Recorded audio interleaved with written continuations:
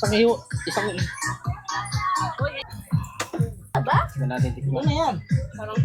First bite guys. Tikman natin yung pusit. So guys, may nag-ano dito, may naglalako. Patingin ako tayo. Te. Te, magkano yan te? 300 daw. 300. Te, tingin nga.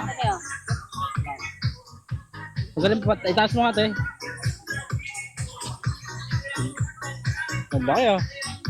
Diba ano? Ano lang yan? 200. 250. Sige po. 250. Peso nang kami paubos na rin naman to. Last na lang ba? Isa na lang po yung natira. Pero magandang luto nito. Iyaw yan, iyaw. So yun guys, may malaking pusit. Angat mo tayo. Ha? Ihaw no? Kaso, matigas to pag inihaw? Okay, wala, half cook lang yan. Hindi mo masyadong i-overcook. Hindi mo masyadong. Pag na-overcook yan, magiging baboy ganyan. Uy, laki ng pusit guys oh. Oh tayo ba? Matulo. Ang laki ng pusit. Anong gagawin? Dapat hatiin to. Isang Uy, inawakan mo na yan. Oh, sige na, bayaran mo na asawa. Bayaran mo na, 250 daw. Kasama na yung balde. Hindi po kasama. Ay, di ba kasama? Di ba?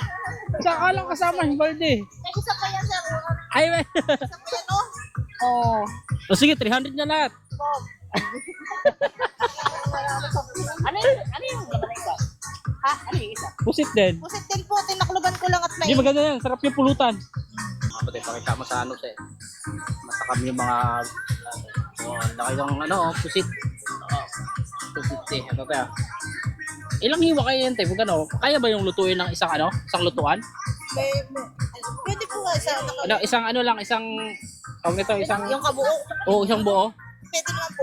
Pwede? Hiwain nyo lang dito ng maliliit. Para maluto, no? Maluto yung buo. So, ayun. Dapat ang tanggalin nito. Tanggalin itong mata, no? Yung mata. Tapos yung laman niya. Okay, salamat eh. Salamat po. So big, see? So big. Oh, guys, ang laki ng pusit. Tara, ihawin natin ito gawing pulutan. Let's go. Laki ng linggo niya. So, isang kilo sobra to eh. Sa Pilipinas, sa ganyan sa ano? Hawakan mo. Sa Manila.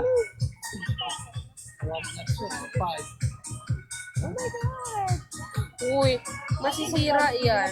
Hindi, ihawin na natin ngayon. Dito mo na kayo, binili ko yung dildo. Hindi, dapat lagyan ng sa ilalim. Ano? Mga yung katulad dati. Sibuyas, kamatis. Oo, tapos ihawin natin dyan. Pili ko muna. Meron natin dyan dito.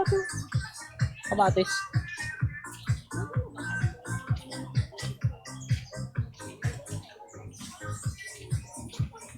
Ihaw muna tayo dito.